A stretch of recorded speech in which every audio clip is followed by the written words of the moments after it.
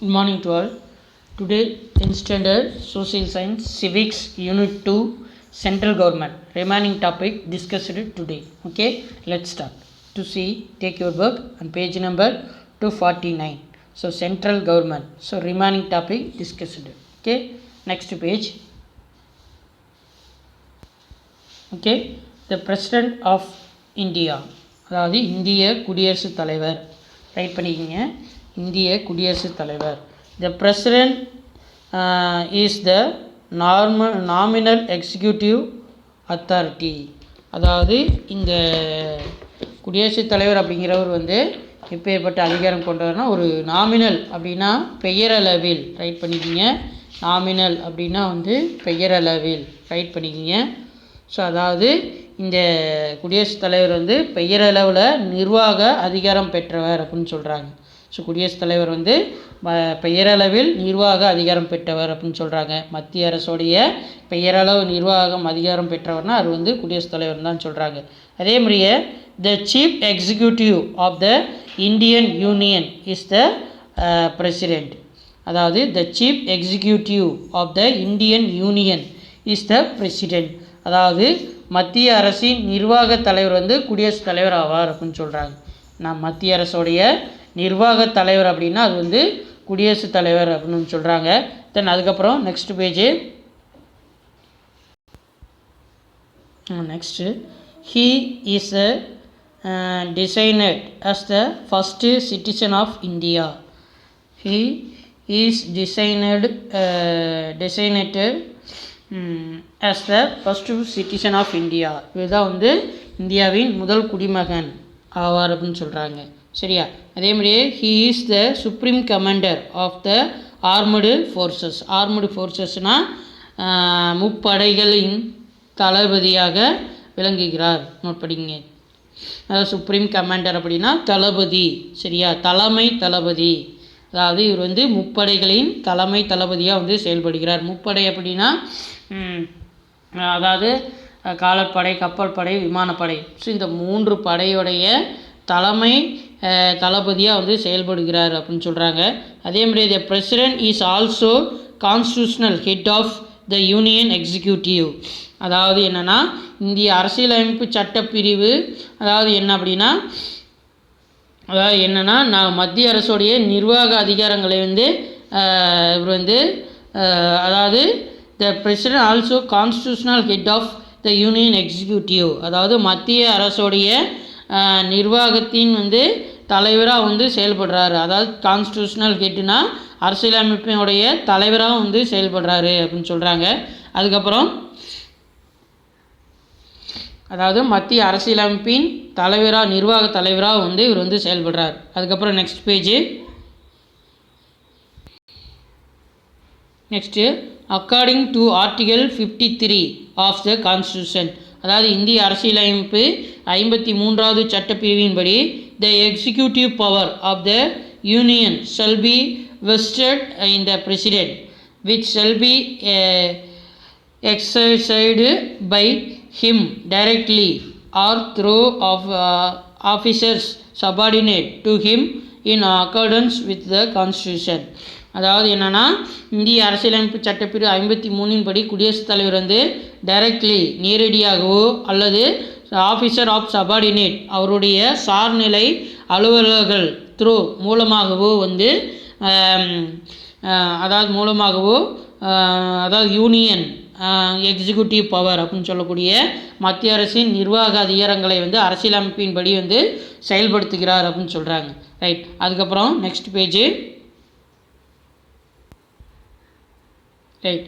So இந்த பிக்சரில் வந்து இருக்கிறவங்க தான் வந்து இந்தியாவுடைய first prime minister of India doctor Rajendra Prasad. இவர் தான் வந்து இந்தியாவுடைய முதல் குடியரசுத் தலைவராக வந்து இருக்கிறார். அதுக்கு கீழே வந்து அவருடைய பேர் அவரோட சைன் எல்லாம் கொடுத்துருப்பாங்க. இதை பார்த்துக்குங்க. ரைட். Okay, next page.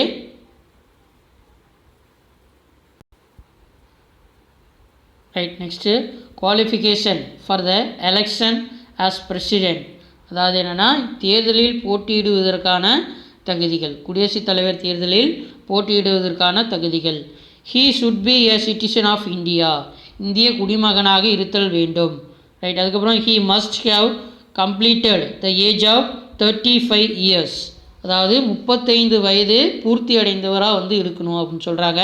அதுக்கப்புறம் he must not hold any office of profit under the union, state or local government.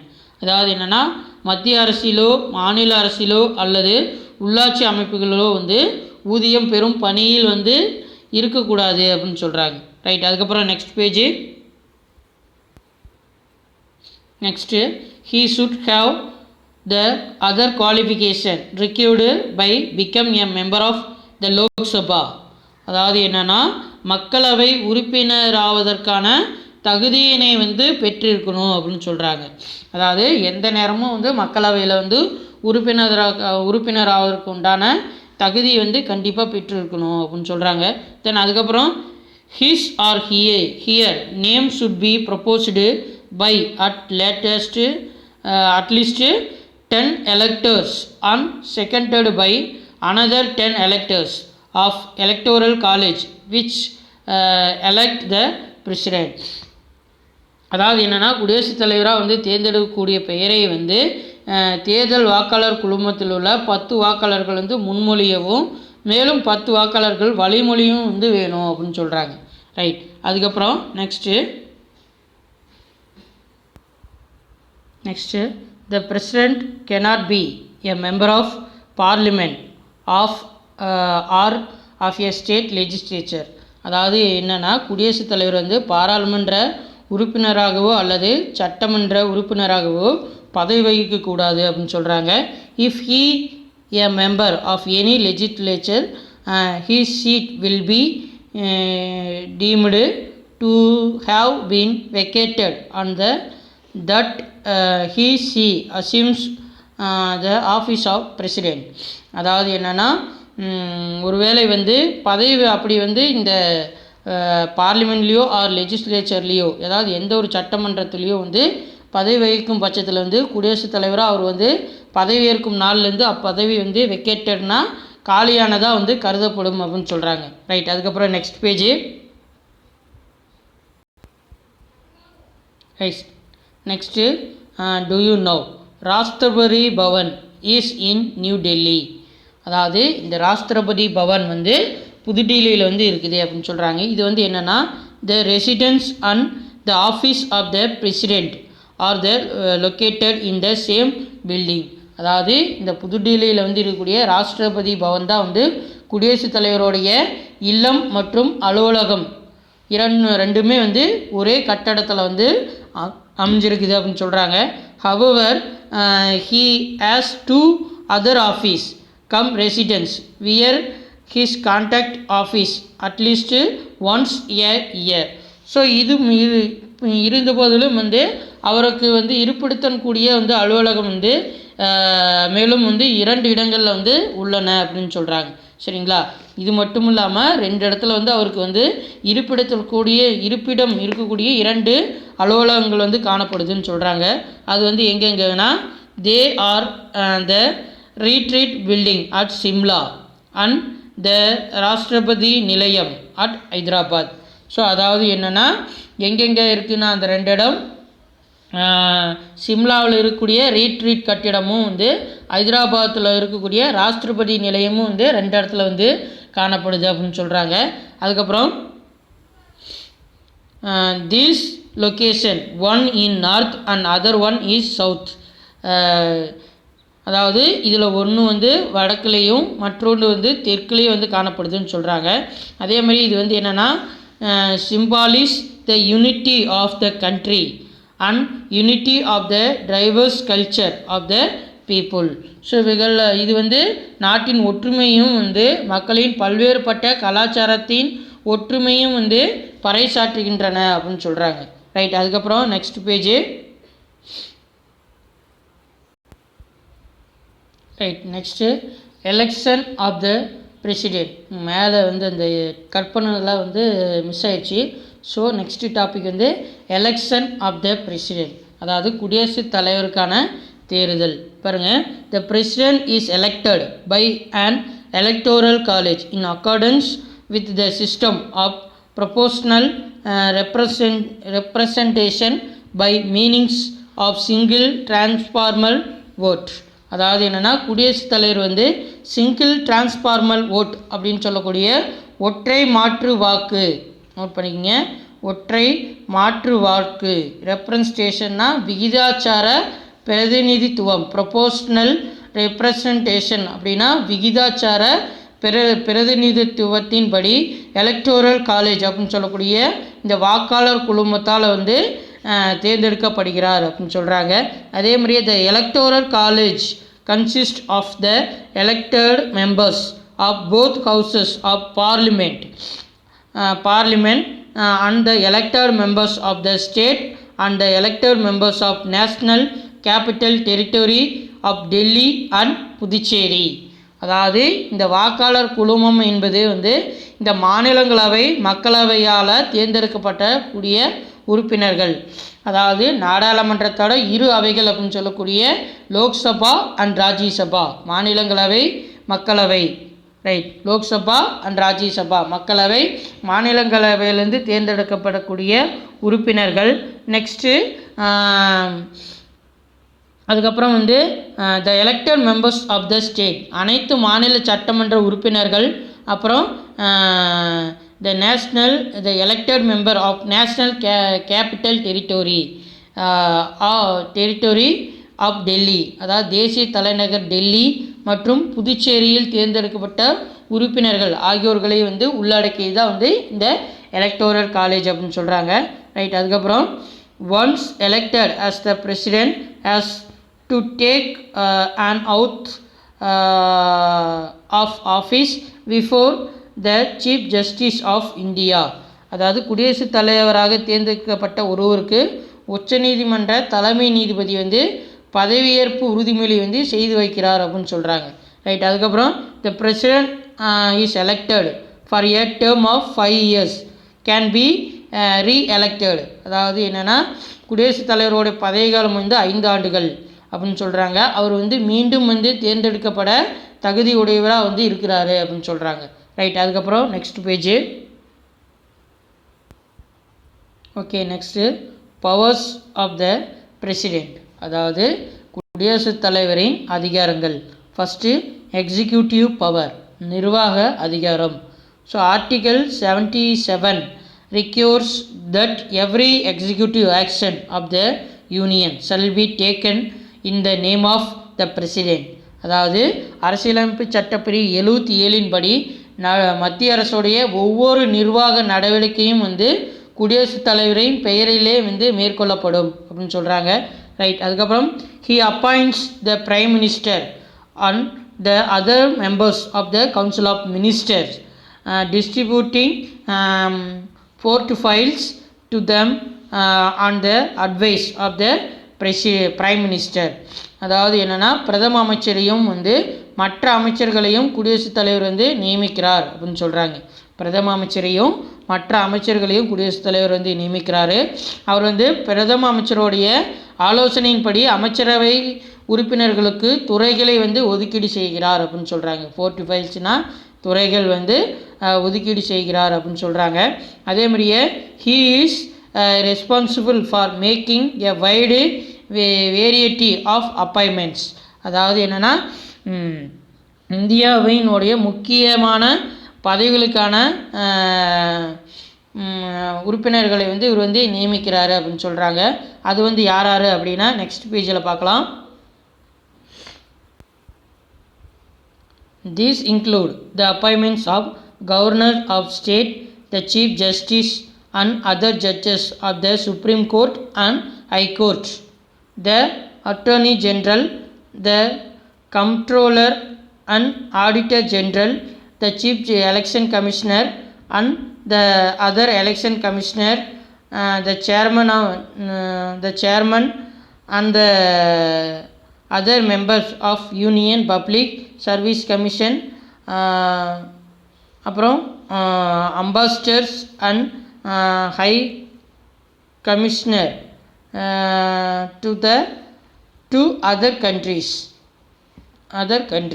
அதாவது வந்து இவர் வந்து யாரை வந்து நியமிக்கிறார் அப்படின்னா இந்தியாவுடைய முக்கிய பதவிகளுக்கான மாநில ஆளுநர்கள், இந்த கவர்னர் ஆஃப் ஸ்டேட் மாநில ஆளுநர்கள், அதுக்கப்புறம் சீஃப் ஜஸ்டிஸ் அப்படின்னா உச்சநீதிமன்ற மற்றும் ஹைகோர்ட், அதாவது உச்சநீதிமன்ற மற்றும் உயர்நீதிமன்ற தலைமை நீதிபதி, தென் அதர் ஜட்ஜஸ் அப்படின்னு சொல்லக்கூடிய இதர நீதிபதிகள், அதுக்கப்புறம் த அட்டார்னி ஜெனரல் இந்திய அரசின் தலைமை வழக்கறிஞர், அதுக்கப்புறம் the chief election commissioner, the chief அந்த ஆடிட்டர் ஜெனரல் அப்படின்னா தலைமை கணக்கு தணிக்கையாளர், அதுக்கப்புறம் த சீஃப் எலெக்ஷன் கமிஷனர் அதாவது இந்திய தலைமை தேர்தல் ஆணையர், அந்த other member the other election commissioner அதாவது மற்ற 2 தேர்தல் ஆணையர்கள், அதுக்கப்புறம் சேர்மன் அப்படின்னா அதாவது என்னென்னா சேர்மன் அப்படின்னா தலைவர் எதனுடைய தலைவர்னா other members of the union public service commissioner அதாவது மத்திய அரசுடைய பணியாளர் தேர்வாணையத்தின் தலைவர் மற்றும் இதர உறுப்பினர்கள், அப்புறம் Ambassador and the high commissioner to the other countries அதாவது என்னென்னா மற்ற நாடுகளுக்கான தூதர்கள் மற்றும் உயர் ஆணையாளர்கள் ஆகியோர்களை குடியரசுத் தலைவர் நியமனம் செய்கிறார் அப்படின்னு சொல்கிறாங்க. ரைட். அதுக்கப்புறம் நெக்ஸ்ட்டு லெஜிஸ்லேட்டிவ் பவர் அப்படின்னா சட்டமன்ற அதிகாரங்கள். He inaugurate the session of the parliament by addressing it after the general election and also at the beginning of the first session each year. அதாவது என்னென்னா பொது தேர்தலுக்கு பின்னர் நோட் பண்ணிக்கோங்க, general election after general election அப்படின்னு சொல்லக்கூடிய பொது தேர்தலுக்கு முன்னர் இந்த பார்லிமெண்ட் இன்னாகிரேட் அப்படின்னா பார்லிமெண்ட்டோடைய புதிய கூட்டுத்தொடர் நோட் பண்ணிக்கோங்க. நாடாளுமன்றத்தோடைய புதிய கூட்டுத்தொடரை இவர் இவர் உரையாற்ற துவக்கி வைக்கிறார் அப்படின்னு சொல்கிறாங்க. சரிங்களா? அதே மாதிரியே this address is extensionally intentional in nature to a speech from the throne. அதாவது என்னென்னா மேலும் ஒவ்வொரு ஆண்டின் நாடாளுமன்றத்தின் முதல் கூட்டம் இவருடைய உரையுடன் துவங்குகிறது அப்படின்னு சொல்கிறாங்க. அதே மாதிரியே the president summons parliament at least twice in a year. அதாவது என்னென்னா குடியரசுத் தலைவர் ஆண்டுக்கு 2 முறை நாடாளுமன்றத்தை கூட்டுகிறார் அப்படின்னு சொல்கிறாங்க. ரைட். அதுக்கப்புறம் next page. Right. Next page. He may send message to either house of the parliament with respect to a bill pending in the houses. அதாவது என்னென்னா நாடாளுமன்றத்தோட எந்த அவையிலையும் ஒரு சட்ட மசோதா பெண்டிங்னா நிலுவையில் இருந்தால் அது குறித்து செய்தி அனுப்பலாம் அப்படின்னு சொல்கிறாங்க. சரிங்களா? ரைட். அதுக்கப்புறம் all bills passed by the parliament become laws of acts only after getting assent of the president. அதாவது என்னென்னா இந்த குடியரசுத் தலைவரின் ஒப்புதல் பெற்ற பின்னரே அனைத்து மசோதாக்களும் சட்டமாக்கப்படுகின்றன அப்படின்னு சொல்கிறாங்க. சரிங்களா? ஒவ்வொரு சட்ட மசோதாவும் குடியரசுத் தலைவருடைய அசன்ட் அப்படின்னு சொல்லக்கூடிய ஒப்புதல் பெற்ற பின்னரே அது சட்டமாக உருவாக்கப்படும் அப்படின்னு சொல்கிறாங்க. அப்புறம் money bills cannot be introduced in the parliament without his approval. அதாவது நிதி மசோதாவை குடியரசுத் தலைவருடைய ஒப்புதல் இன்றி நாடாளுமன்றத்தில் அறிமுகப்படுத்த முடியாது அப்படின்னு சொல்கிறாங்க. அதுக்கப்புறம் president terminate the session of both or any of the houses of parliament. அதாவது என்னென்னா நாடாளுமன்றத்தோட 2 அவைகளையோ அல்லது ஏதேனும் ஒரு அவையின் கூட்டத்தையோ குடியரசுத் தலைவர் முடிவுக்கு கொண்டுட்டு வரலாம் அப்படின்னு சொல்கிறாங்க. டெர்மினேட்னா முடிவுக்கு கொண்டுட்டு வரலாம் அப்படின்னு சொல்கிறாங்க. ரைட். அதுக்கப்புறம் he can even dissolve the Lok Sabha before the expiry of the term of house. அதாவது என்னென்னா மக்களவையின் 5 ஆண்டுகாலம் முடியும் முன்னரே அதனை கலைக்கக்கூடிய அதிகாரம் குடியரசுத் தலைவருக்கு உண்டு அப்படின்னு சொல்கிறாங்க. ரைட். அதுக்கப்புறம் நெக்ஸ்ட் பேஜ்.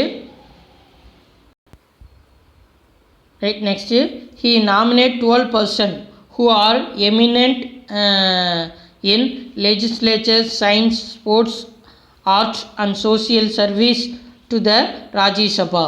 அதாவது என்னென்னா கலை, literature Kalai,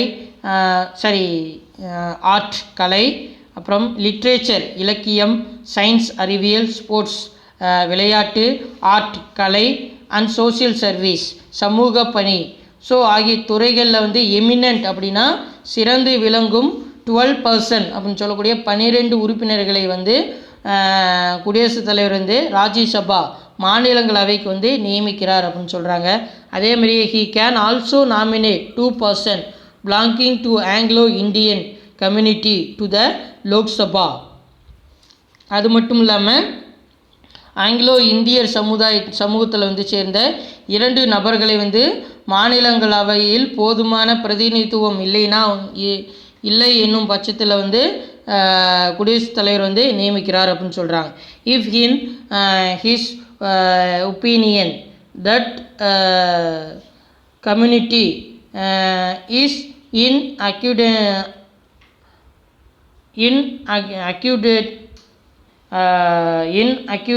accurately represent in the houses. அதாவது என்னென்னா அதாவது அந்த மக்களவையில் வந்து போதுமான பிரதிநிதித்துவம் மெஜாரிட்டி வந்து இல்லைன்னா ஸோ அந்த மெஜாரிட்டி வந்து ஈக்குவல் பண்ணுறதுக்காக 2 மெம்பர்ஸ் இவங்க வந்துட்டு அந்த 2 மெம்பர்ஸ் வந்து எந்த கம்யூனிட்டியிலன்னா ஆங்கிலோ இந்தியன் அதாவது ஆங்கிலோ இந்திய சமூகத்தில் வந்து 2 உறுப்பினர்களை வந்து மக்களவைக்கு வந்து நியமிக்கிறார் அப்படின்னு சொல்கிறாங்க. ரைட். அதுக்கப்புறம் நெக்ஸ்ட் பேஜ்.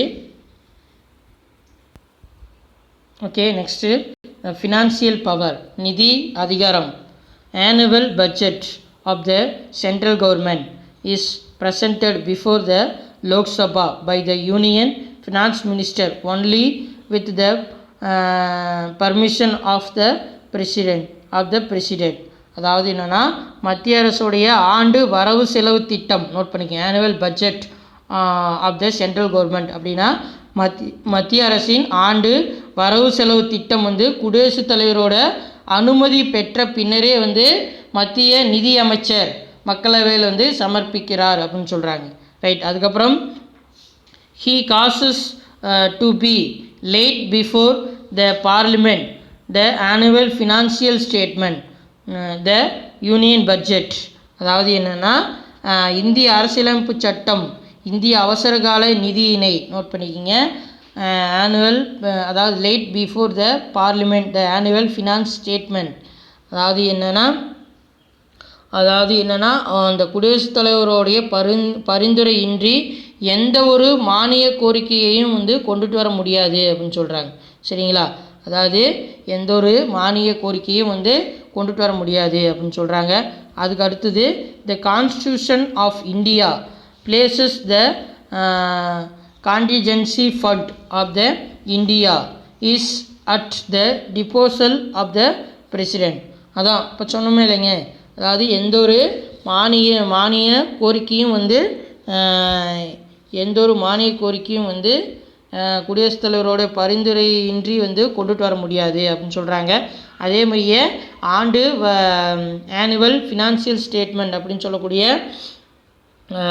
அதாவது இந்திய அரசோடைய அவசரகால நிதியினை வந்து குடியரசுத் தலைவரிடம் அளித்துள்ளது அப்படின்னு சொல்கிறாங்க. இந்திய அரசாங்கம் வந்து அவசரகால நிதியினை வந்து குடியரசுத் தலைவரிடம் அறிவித்துள்ளது அப்படின்னு சொல்கிறாங்க. அதாவது அவசரகால நிதினா அதாவது ஒரு டிசாஸ்டர் அப்படின்னு சொல்லக்கூடிய பேரிடர் ஏற்படும் போது அதுக்கு செலவு பண்ணக்கூடிய ஃபண்டு வந்து யார்கிட்ட வந்து கொடுத்துருக்குறாங்கன்னா குடியரசுத் தலைவர்கிட்ட தான் வந்து இந்திய அரசாங்கம் வந்து கொடுத்துருக்குறாங்கன்னு சொல்கிறாங்க. ரைட். அதுக்கப்புறம் next page. Right. Next no demand for a grant can be made except on his recommendation. அதாவது என்னென்னா இவருடைய பரிந்துரையின்றி வந்து அவசரகால நிதியிலிருந்து அதாவது ரெக்கமெண்டேஷன் அப்படின்னு சொல்லக்கூடிய இவருடைய பரிந்துரையின்றி நோ டிமாண்ட் அப்படின்னா எந்த ஒரு தேவையும் வந்து இவருடைய பரிந்துரையின்றி ஏற்படுத்த முடியாது அப்படின்னு சொல்கிறாங்க.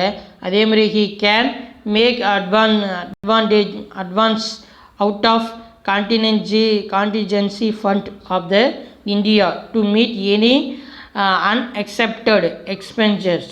அதாவது என்னென்னா இந்தியாவுடைய அவசர நிதியிலிருந்து அரசின் எதிர்பாராத செலவினங்கள் வந்து மேற்கொள்ளும் அதிகாரம் வந்து குடியரசுத் தலைவருக்கு மட்டுமே வந்து இருக்குது அப்படின்னு சொல்கிறாங்க.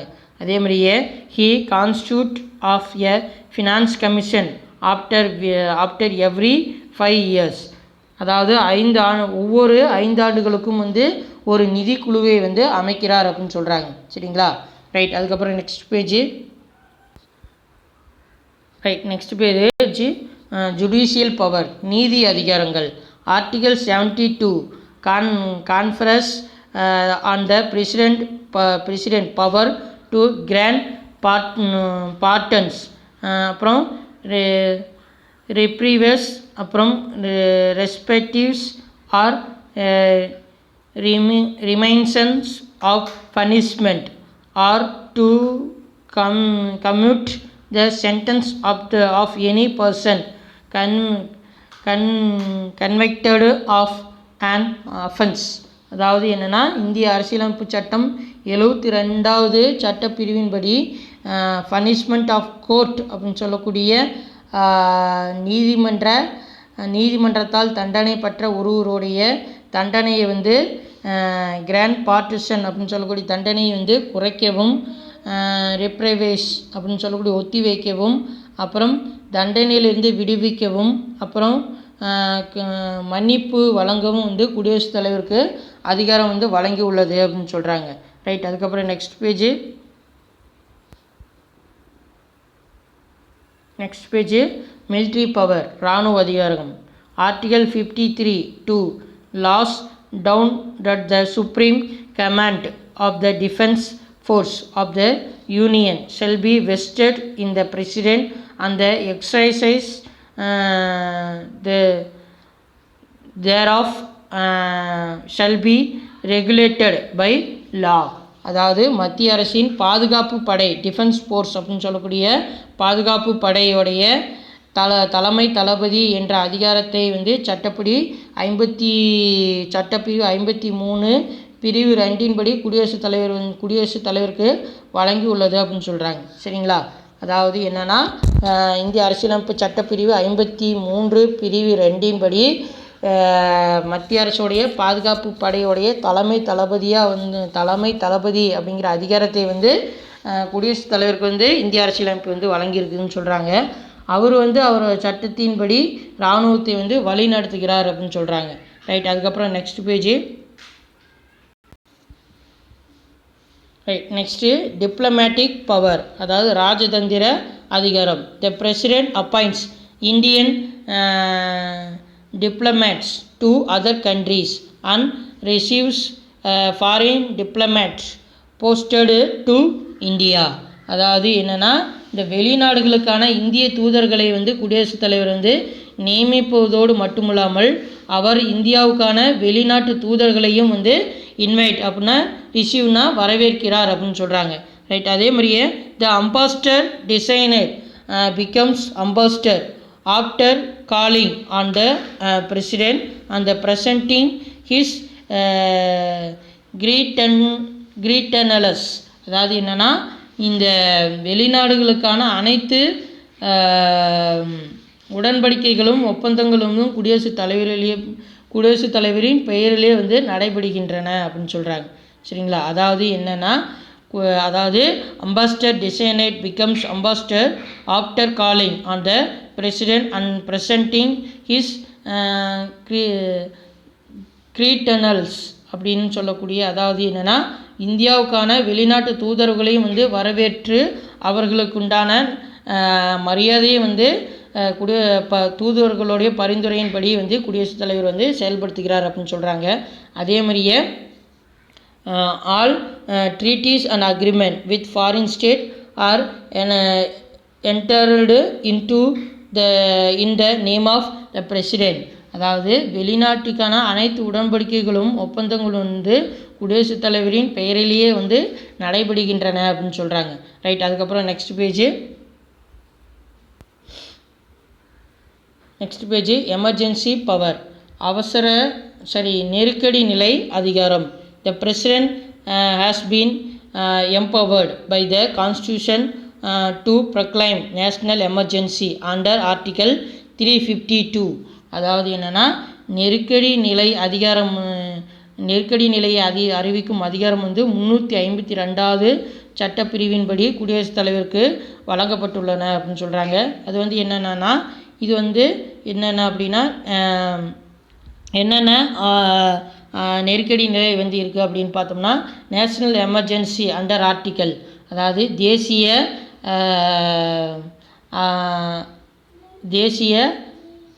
நேஷ்னல் எமர்ஜென்சி, அதாவது தேசிய நெருக்கடி நிலை 352 படி குடியரசுத் தலைவருக்கு வந்து வழங்கப்பட்டுள்ளது அப்படின்னு சொல்கிறாங்க.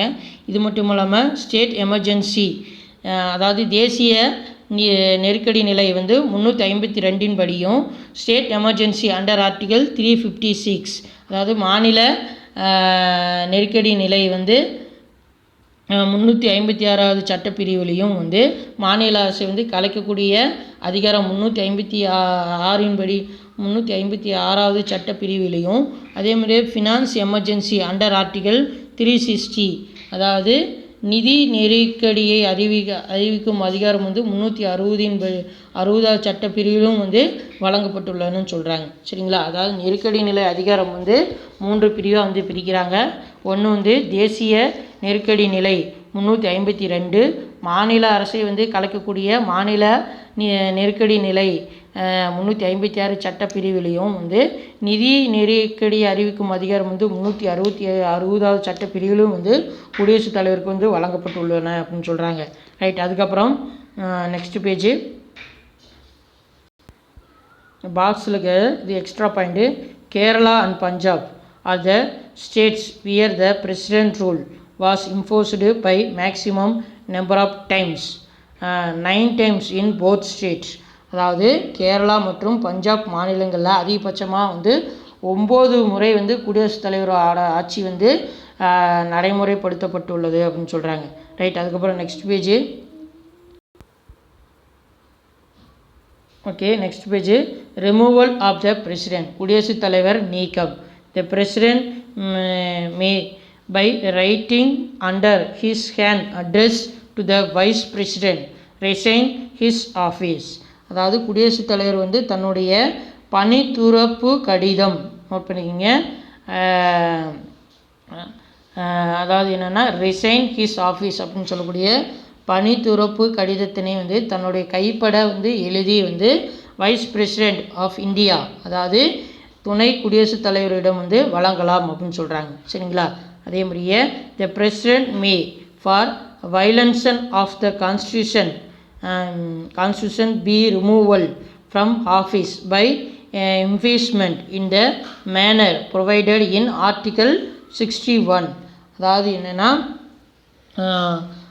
குடியரசுத் தலைவர் வந்து சட்டப்பிரிவு 61 படி அரசியலமைப்பை மீறி குற்றச்சாட்டு நிரூபிக்கப்படுவதன் மூலிமா வந்து பதவி நீக்கம் செய்யப்படலாம் அப்படின்னு சொல்கிறாங்க. அதுக்கப்புறம் the impeachment action can be brought about in the form of resolution in either house of the parliament. அதாவது என்னென்னா இவருக்கு எதிரான குற்றச்சாட்டு வந்து நாடாளுமன்றத்தின் இரு அவைகளிலும் வந்து தீர்மானமாக கொண்டு வரப்பட்டு நிறைவேற்றப்படல் வேண்டும் அப்படின்னு சொல்கிறாங்க. சரிங்களா? அதாவது குடியரசுத் தலைவருக்கு எதிராக வந்து ஏதாவது குற்றச்சாட்டு எழும் பட்சத்தில் வந்து அந்த குற்றச்சாட்டு வந்து நாடாளுமன்றத்தோடைய இரு அவைகளும் வந்து தீர்மானமாக கொண்டு வரப்பட்டு அதை நிறைவேற்றப்படணும். அப்படி நிறைவேற்றப்பட்டால் மட்டுமே வந்து ஒரு குடியரசுத் தலைவரை வந்து பதவி நீக்கம் செய்ய முடியும் அப்படின்னு சொல்கிறாங்க. ரைட். அதுக்கப்புறம் next page. Okay, next it must be supported by not less than 1/4 of the total strength of the houses for its introduction. அதாவது மேலும் அவைக்கு வருகை புரிந்தவர்களில் வந்து 1/4 குறையாமல் ஆதரவு தெரிவிக்க வேண்டும் அப்படின்னு சொல்கிறாங்க. ரைட். அதுக்கப்புறம் the president shall be inspect of the conclusion of his term continue to hold office until his successor enters upon his office.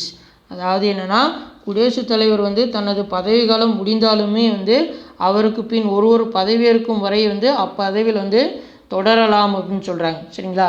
அவர் வந்து 5 காலம் பதவிக்காலம் முடிந்தாலுமே வந்து மறுபடியும் வந்து புதிதாக வந்து ஒரு குடியரசுத் தலைவர் வந்து நியமிக்கப்படும் பட்சத்திலே வந்து அவரே வந்து குடியரசுத் தலைவராக வந்து பதவி வகிப்பார் அப்படின்னு சொல்கிறாங்க. ரைட். ஸோ இதுக்கு முன்னால் சொன்னால் இந்த குடியரசுத் தலைவர் மேலே ஏதாவது குற்றச்சாட்டு ஏற்பட்டு அந்த குடியரசுத் தலைவர் வந்து பதவி நீக்கம் செய்யக்கூடிய பதவி தீர்மானம் வந்து இது வரைக்கும் இந்தியாவில் வந்து நடக்கவே இல்லை அப்படின்னு சொல்கிறாங்க. சரிங்களா? அப்படின்னா இது வரைக்கும் எந்த ஒரு குடியரசுத் தலைவருமே வந்து குற்றச்சாட்டுக்கு வந்து ஆளாகலை அப்படின்னு வந்து சொல்கிறாங்க. Right. Okay. Today class over. Remaining topic we see the next class. Okay. Thank you.